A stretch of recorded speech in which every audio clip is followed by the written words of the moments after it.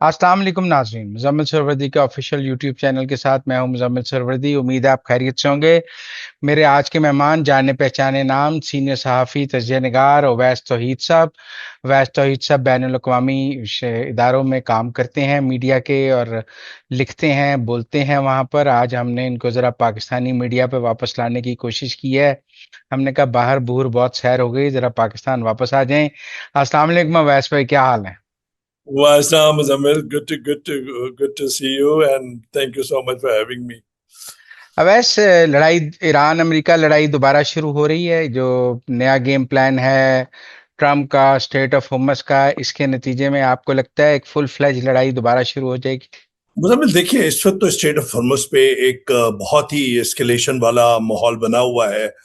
जब से रात गए ट्रम्प ने ऐलान किया था कि वो जबरदस्ती जो अपने डिस्ट्रॉयर जो शिप्स हैं उनके जरिए स्टेट ऑफ हॉर्मुज में जो हजारों फंसे हुए वेसल्स हैं हम्म। उनको, ये शिप्स को वो गाइड करेंगे और ह्यूमैनिटेरियन बुनियादों पे, इंसानी बुनियादों पे उन्होंने नाम दिया उसका। और जो मेरे जराए हैं मुजम्मिल, उससे पहले सीबीएम के अंदर, कॉन्फिडेंस बिल्डिंग मेजर के अंदर, यही बात ईरान ने जो मैसेजिंग हो रही है उसके बिलवास्ता बराह रास्त उसमें ये पेशकश की थी कि आप जो है, जो फंसे हुए क्रूज हैं या उनको कोई खाने पीने का कोई मसला है वो भी हम पूरा करेंगे, और जो अमला है, क्रू है, जो शिप फंसे हुए हैं वहां पे, अगर उनको निकाल के लेके जाना है वो भी निकाल के ले जाएं, लेकिन शिप्स जिसमें ऑयल है मौजूद वो स्टेट ऑफ हॉर्मुज से नहीं गुजरेगा क्योंकि आपने नेवल ब्लॉकेट किया हुआ है। वही बात डोनाल्ड ट्रंप ने दोहरा दी और उसे प्रोजेक्ट फ्रीडम का नाम दिया है। लेकिन इस वक्त जब हम बात कर रहे हैं, बहुत सूरत हाल गंभीर है। इंटरनेशनल जो जो मीडिया है उस पर भी ये बहुत ज्यादा हेडलाइंस, सुर्खियां इस वक्त हैं कि किस तरीके से ये एस्केलेशन जो लेडर है वो कहाँ पे जाएगा और क्या ये दोबारा जंग खड़ी होगी। लेकिन जो मुजम्मिल, इसमें बात है कि जो रेवोल्यूशनरी गार्ड्स ने आज मैप, नक्शा रिलीज किया है कि ये हमारी रेड लाइंस हैं, उसके अंदर उन्होंने यूएई की जो दो लाइंस थी उनकी, वो तो वहां पे रेड लाइन है। इसका मतलब है कि यूएई ने जो एक बहुत बड़ा एक बॉम्बशेल मारा था ओपेक और ओपेक प्लस से निकलने का, और एक अपने लिए एक मुतबादल जगह तलाश करने की शुरू की थी, और किस तरीके से उन्होंने गल्फ रीजन में एक डैन डाला था जो मैं समझता हूं कि इररिपेयरेबल है फ्यूचर के अंदर। वहां पर उन्होंने रेड लाइन एक डिक्लेयर की हुई है कि जो दो यानी कि जो स्टेट ऑफ ओमान जो है वो भी, उधर भी एक रेड लाइन है, और नक्शे पर अगर आप देखें, और एक तरफ दूसरी जो उनकी पोर्ट है उधर भी रेड लाइन है। तो यूएई को तो उन्होंने काफी तंबीह की है, और यूएई के खाली टैंकर पे भी एक फायरिंग का इंसिडेंट हुआ है। दूसरी तरफ इस वक्त जब हम बात करें मुजम्मिल, इस वक्त भी बिलवास्ता जो डिप्लोमेसी की एफर्ट्स हैं, बैक स्टेज जो चल रही हैं, वो इस वक्त मौजूद हैं। आज ही आप देख लीजिए, अलग सुबह जो मेरी और आपकी जाहिर बात है, हम सबको पता है कि 3 साढ़े 3 बजे के लगभग 22 जो सेलर्स थे ईरान के, उन्होंने, अमेरिका ने उनको पाकिस्तान के हवाला किया है क्योंकि पाकिस्तान मीडिएटर है, और मेरे ज़राए के मुताबिक वो पसनी के अंदर उन्होंने हवाले किया है।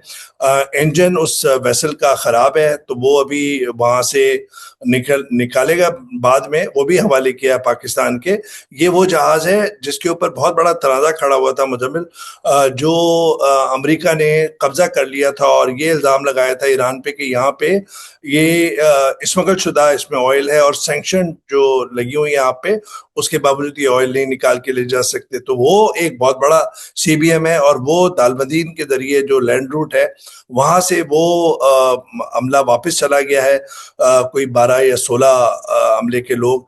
तो कहने का मकसद ये है कि इस वक्त भी पाकिस्तान डिप्लोमेटिक एफर्ट्स अपनी कर रहा है, बीच में और भी ममालिक हैं, मैसेजिंग जारी है। इस वक्त जो हमारे field marshal army chief general Asim Munir साहब हैं, वो, मैं किसी से बात कर रहा था परसों रात को, तो उन्होंने कहा कि 24/7 उनके चैनल्स खुले हुए हैं। वो जो कलबाफ साहब हैं, बहुत ही मजबूत आदमी हैं, दस्ते रास्त हैं, सुप्रीम लीडर ईरान के जो हैं मुश्तबा खामनेई साहब, उनके दस्ते रास्त हैं, और किसी ईरानी اور مجھے دوست نے بتایا تھا کہ اس طرح سمجھ لیجئے کہ جو ایران کی گاڑی ہے، کار ہے، اس کی ڈرائیونگ سیٹ پہ قلباف صاحب موجود ہیں، اور یہی قلباف صاحب اگر ہمیں اور آپ کو ناظرین کو یاد ہو کہ یہی فرسٹ راؤنڈ آف ٹاکس میں انہوں نے سربراہی کی تھی، اور ان کے ساتھ عباس عراقچی صاحب جو فارن منسٹر وہ آئے تھے، تو قلباف صاحب کے ساتھ اور دوسری طرف اسٹیو وٹکاف کے ساتھ باقی بھی رابطے ہیں، لیکن اسٹیو وٹکاف کے ساتھ جو خصوصی ایلچی ہیں اور وہ بھی دست راست جو ڈونلڈ ٹرمپ کے سمجھے جاتے ہیں، ان کے صاحبزادے، ان کے کاروبار بھی ہیں وغیرہ وغیرہ، وہ تو ایک علیحدہ بحث ہے مزمل. لیکن اس وقت جب ہم بات کر رہے ہیں ایک ٹینشن ہے، اور ریولوشنری گارڈز نے ایک ریڈ لائن کھینچی ہوئی ہے، اور انہوں نے ساتھ میں یہ بھی ابھی ایک خبر تھی کچھ دیر پہلے کہ انہوں نے 2 میزائل ایک یو ایس ویسل کو مارے ہیں، لیکن یو ایس کے جو آفیشلز ہیں وہ اس کے سے انکار کر رہے ہیں. اور جو میرے ذرائع ہیں، جو میں نے پتہ کیا ہے، تو وہ ایک ویسل تھا، اس میں 2 میزائل تو لگے ہیں، لیکن کیا وہ ویسل یو ایس کا تھا؟ وہ نہ اس پہ جھنڈا لگا ہوا تھا نہ کچھ، تو یہ ایک کلیم ہے. لیکن اس وقت جب ہم بات کر رہے ہیں، سخت کشیدگی ہے، 2 مہینے سے زیادہ یہ تنازع کو ہو چکے ہیں. گلف ریجن کے اندر جو جی سی سی کا فورم ہے، اس کے اندر ایک ڈینٹ ہمیں نظر آ رہا ہے. اوپیک سے یو اے ای کا نے ودرا کر لیا ہے، تو بہت اس وقت گھمبیر صورتحال ہے. یہ جو اسٹیٹ آف دیکھیں نا، یو اے ای تو فجیرہ سے اب ایکسپورٹ کرنا چاہتا ہے نا، اسٹیٹ آف ہارمز کو بائی پاس کر کے، تو جو نئی ریڈ لائن ہے وہ فجیرہ کو بھی ہٹ کر رہی ہے. جی بالکل، جی بالکل، اسی وجہ سے میں نے کہا تھا. قمیم ایک شاید، القمیم شاید ایک ہے، اور ایک فجیرہ.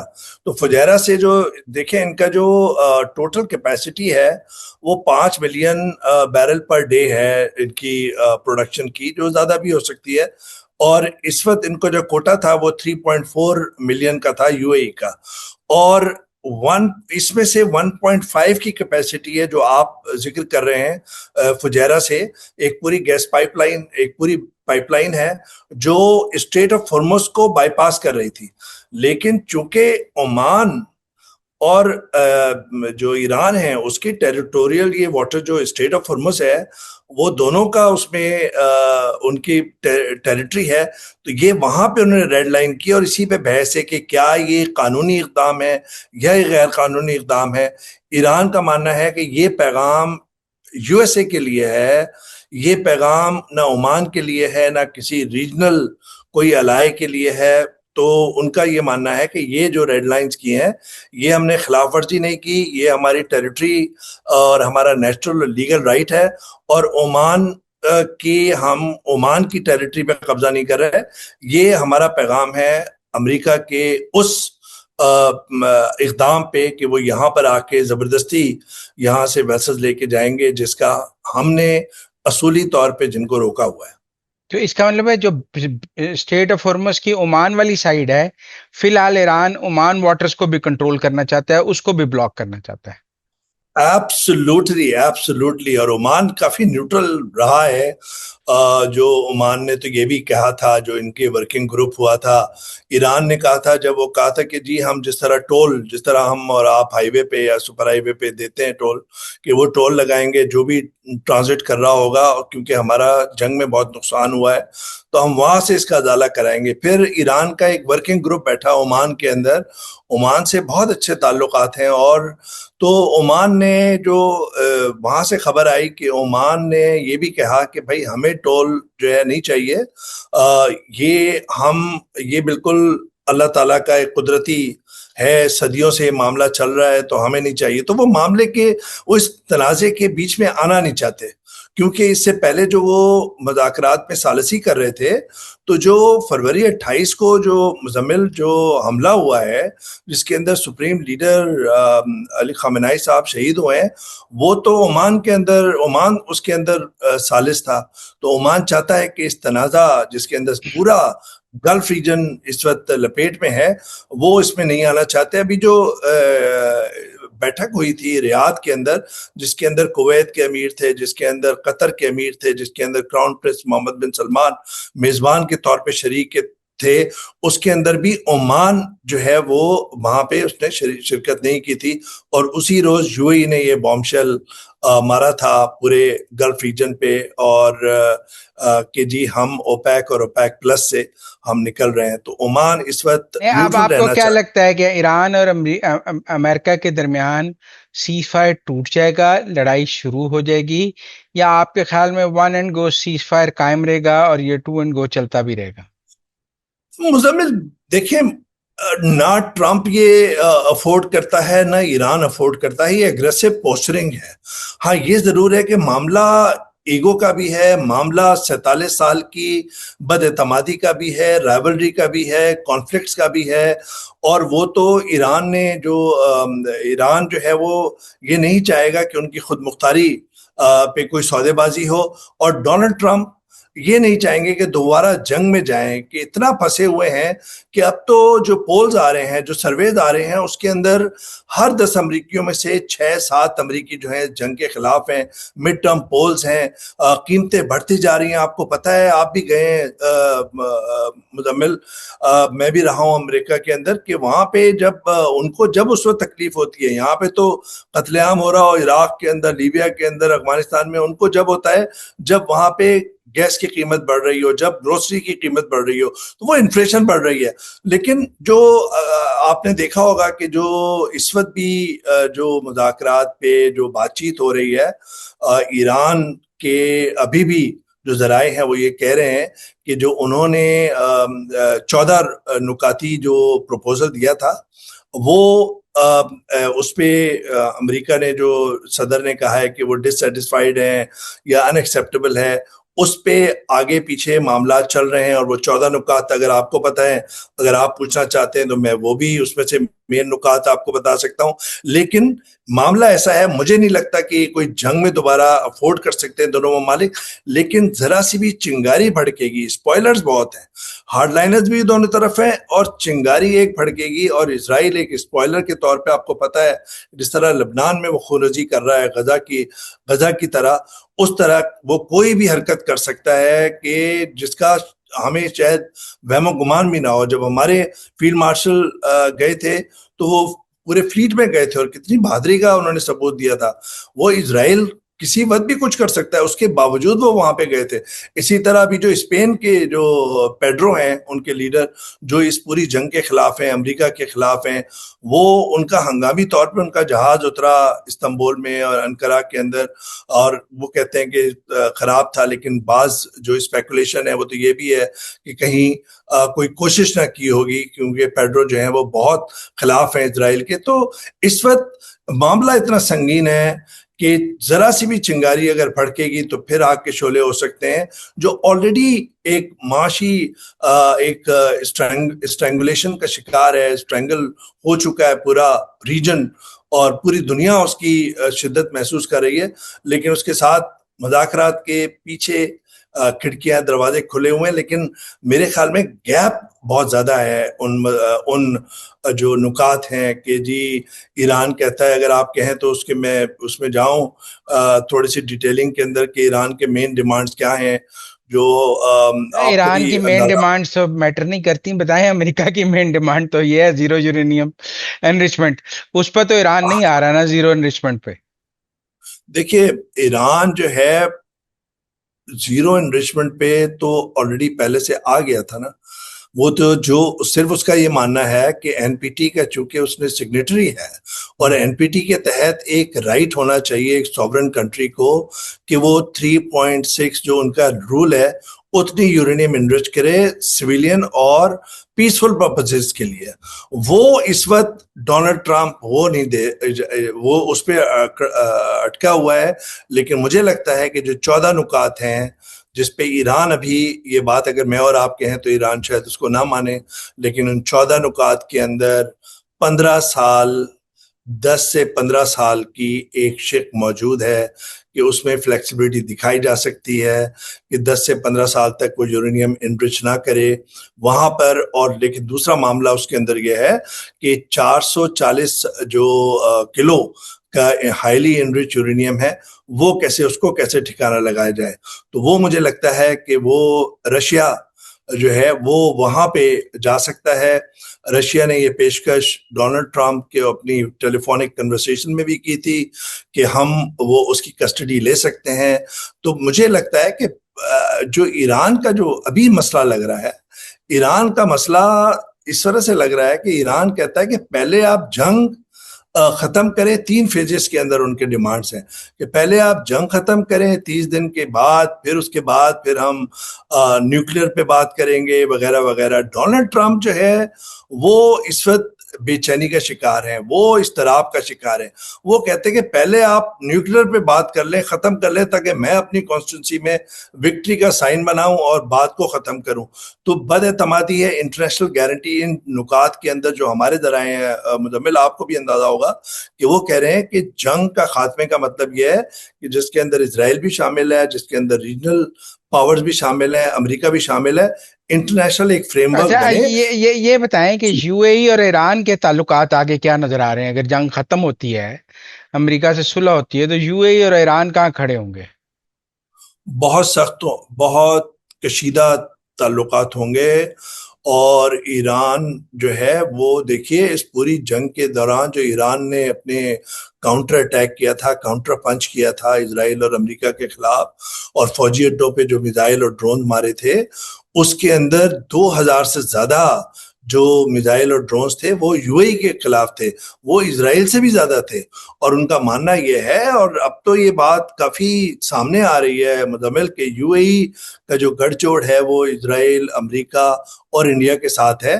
فائنینشل ٹائمز کے اندر وہ سٹوری آئی ہے، اس سے پہلے ایکزیوس کے اندر آئی تھی، اس سے پہلے آپ کے ہمارے ذرائع یہ اس کا اندیہ دے رہے تھے کہ جو اس دوران جنگ کے دوران جو انٹرسیپٹرز ہیں اسرائیل نے جو یو اے ای کو پرووائڈ کیے تھے، اب اندازہ لگائیں کہ ان کے انٹرسیپٹرز جو آئرن ڈوم والے تھے اور ان کے انٹرسیپٹرز، وہ تو انٹیگریشن ہو گئی. تو اس کا مطلب ہے کہ آپ نے یہ اعلان کر دیا کہ آپ کی اسٹریٹجک ڈیفنس ٹائز اسرائیل کے ساتھ ہیں. امریکہ کے ساتھ جب میں اور آپ بات کر رہے ہیں تو فائنینشیل سواپ لائن ایک ہوتی ہے جس کے اندر آپ کی کرنسی جو ہے وہ دوسرے ملک کی کرنسی سے پیک کر دیتے ہیں. تو وہ بات چیت چل رہی ہے، آخری فیزز پہ ہے، اور یہ بہت دنوں سے یہ معاملہ چل رہا ہے، اور امریکہ نے رضامندی کا اظہار کیا ہوا ہے. تو اس کا مطلب یہ ہے کہ امریکہ کے ساتھ اپنے فائنینشیل سارے معاملات کیے ہوئے، اسرائیل کے ساتھ اب ڈیفنس اسٹریٹجک ٹائز ہیں، مودی کے ساتھ اب کے پرانے مسائل ہیں. اور یہاں پر میں اس بات کا ظاہر بات ہے کہ ہمارا ہمسایہ ملک ہے، ہمارے تعلقات بھی بہت پرانے ہیں، لیکن جس طریقے سے انہوں نے اس پورے دوران ایک دم 3.5 بلین مانگے ہیں پاکستان سے، وہ دینے تو تھے مزمل ہمارے ملک کو، لیکن جس طرح مانگے ہیں اور جس طرح ہمارے ذرائع جو بتا رہے ہیں کہ 19 مارچ کو جب یہ معاملہ شروع ہوا اور ریاض کے اندر ایک بیٹھک تھی تو اس میں سارے فورن منسٹر 11-12 ممالک کے تھے، تو یو اے ای تو اسرائیل کے اٹیکس کو اگینسٹ ایران وہ بھی کنڈیم نہیں چاہ رہا تھا کہ اس اسٹیٹمنٹ کے دوران اس میں تو ٹرکی اور پاکستان نے وہ کاوشیں کر کے وہ اسٹیٹمنٹ کے اندر وہ کنڈمنیشن لگائی. اس کے بعد پھر ڈپلومیٹک ایفرٹس کے ذریعے ان کو ریسٹرین کا مظاہرہ کہا سعودی عرب، محمد بن سلمان صاحب، قطر کے امیر. تو یہ حالات بہت پیچیدہ ہو گئے. اس وجہ سے یو اے ای کا ایران کے ساتھ ہی مسئلہ نہیں ہوگا.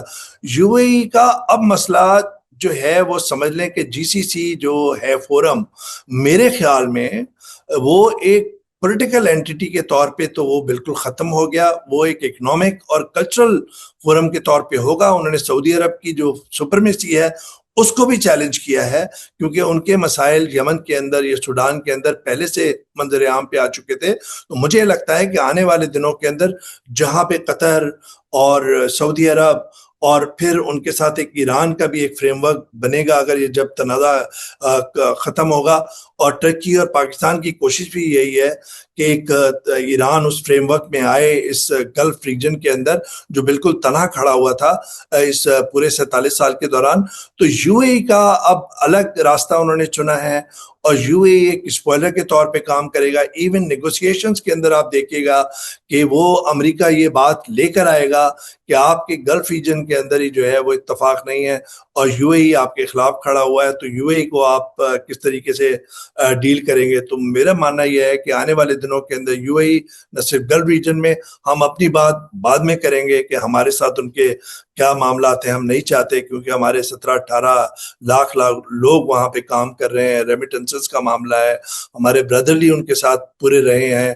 لیکن جس طریقے سے اس وقت کروٹیں لے رہا ہے یہ حالات و واقعات، پورے ریجن کا جو نیشنل سیکیورٹی جو پیراڈائم ہے وہ شفٹ لگ رہا ہے، اس کے اندر انہوں نے اپنا گٹھ جوڑ یو اے ای نے اسرائیل، امریکہ اور انڈیا کے ساتھ کیا ہے، جو مجھے اچھا، لگتا ہے کہ کچھ لوگ اسلام آباد میں ابھی بھی کہہ رہے ہیں کہ 6 یا 7 تاریخ کو کوئی سمٹ ہو سکتی ہے ایران امریکہ. آپ کو نظر آتا ہے کہ کوئی سمٹ ہو سکتی ہے، کوئی ابھی بات چیت ہو سکتی ہے، کوئی ایگریمنٹ کا چانس ہے before Trump's visit to China?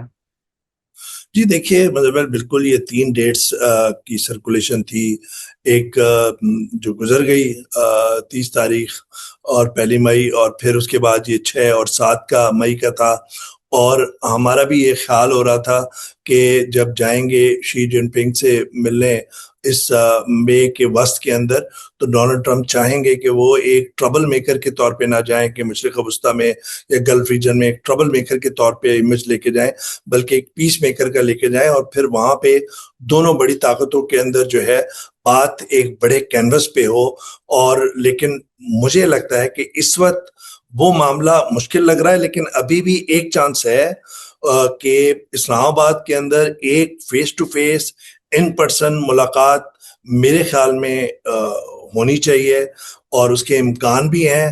کب ہوگی وہ ایک بڑا سوال ہے مزمل صاحب، لیکن مجھے لگتا ہے کہ وہ ہوگی. اور ایک فریم ورک آف انڈرسٹینڈنگ شاید ڈونلڈ ٹرمپ چاہیں کہ وہ بیجنگ میں لینڈ کرنے سے پہلے وہ ایک فریم ورک آف انڈرسٹینڈنگ لے کے جائیں، جس سے لگے کہ معاملہ جو ہے یہ امن کی طرف جا رہا ہے، نہ کہ جنگ کی طرف.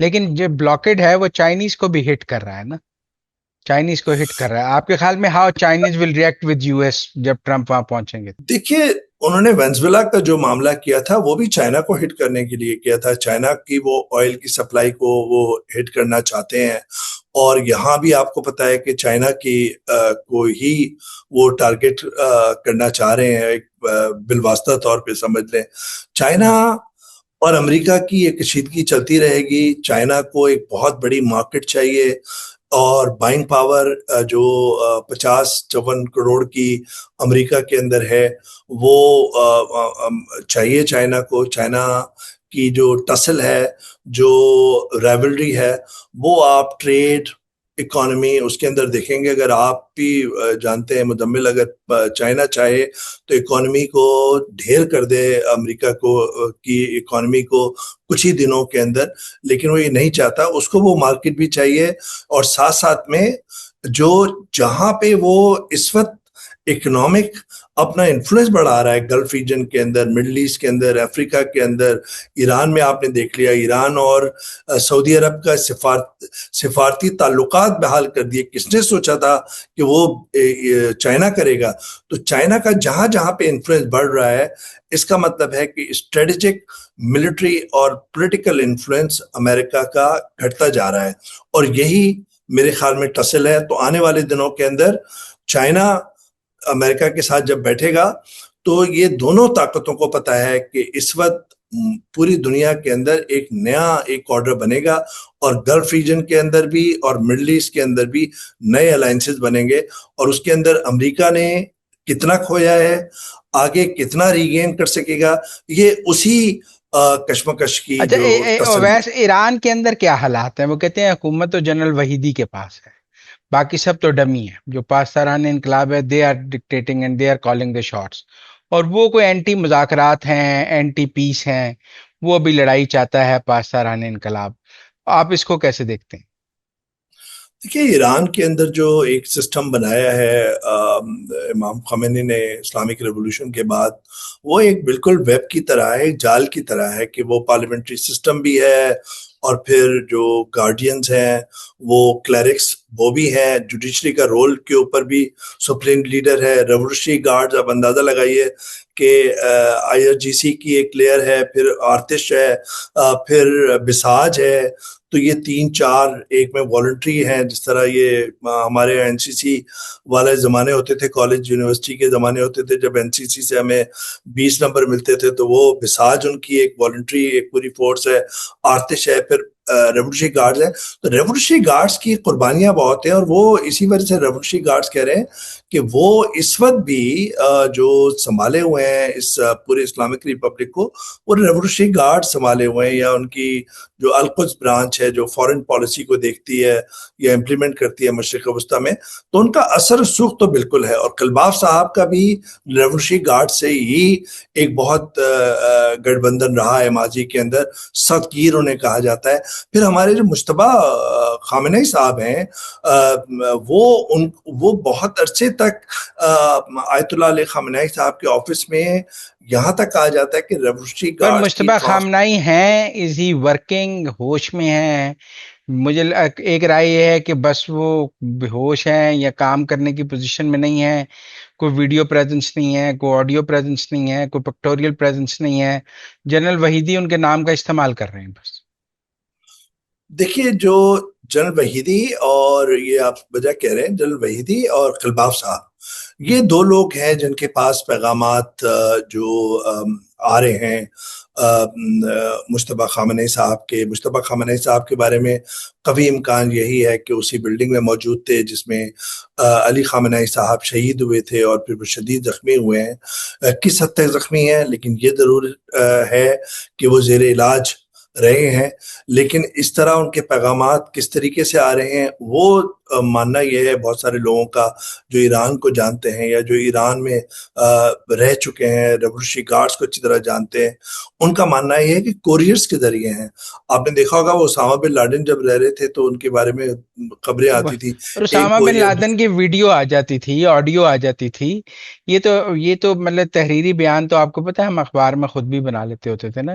میاں نواز ایک شریف نے کہا ہے، اب وہ تو قالباف اور وحیدی خود بھی بنا لیتے ہیں. اصل بات تو یہ ہے کہ ان کی کسی سے ملاقات کی تصویر، کوئی آڈیو، کوئی ویڈیو. دیکھو اسامہ بن لادن کا ویڈیو آتا تھا نا، وہ اس کی زندگی کا ثبوت تھا، اس کی بات تھی. مجتبیٰ خامنہئی کا تو کوئی ویڈیو نہیں ہے، آڈیو نہیں ہے، اس کی زندگی کا کوئی ثبوت نہیں ہے. ایک آپ صحیح کہہ رہے ہیں کہ ویڈیو ابھی تک نہیں آئی، اور اس کے لیے جو ایک کاؤنٹر آرگومنٹ دے رہے ہیں ایرانیت، وہ یہ کہتے ہیں کہ ان کی جان کو خطرہ ہے، اور وہ منظر عام پہ آئے، کوئی بیک گراؤنڈ ان کا ویڈیو کا آ گیا وغیرہ وغیرہ، تو امریکی یا اسرائیلی ان کو نشانہ بنا سکتے ہیں، اس وجہ سے وہ منظر عام پہ نہیں آئی. یہ ان کا موقف ہے. لیکن ایک آڈیو آئی ہے، اور اس آڈیو کی جو فورینسک ہوئی ہے مزمل صاحب، وہ اس کے اندر ہے کہ ایڈیٹنگ بہت ہے. یعنی کہ اگر آپ جیسے میں اور آپ اس وقت بات کر رہے ہیں تو ہمارے جملوں میں ایک ربط ہے، وہ ربط نہیں تھا، ان کو جوڑا گیا ہے. یہ ان کا ایک فورینسک کے اندر آیا ہے، لیکن ان کی آڈیو ایک آئی ہے، لیکن وہ ایک بہت ہی ربط کے ساتھ نہیں ہے.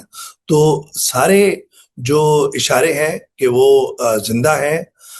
دوسرے جو سورسز کہتے ہیں کہ وہ زخمی ضرور ہوئے تھے. کتنے زخمی ہیں؟ کچھ کہتے ہیں کہ ICU میں ہیں زیر علاج، کچھ کہتے ہیں کہ وہ ان کا علاج جو ہے کسی ایک مقام پہ جاری ہے جس کو سیکریٹو رکھا ہوا ہے. لیکن زندہ ہونے کے جو شواہد ہیں وہ زیادہ ہیں مزمل، لیکن اور ساتھ میں زخمی ہونے کی اطلاعات بھی ہیں.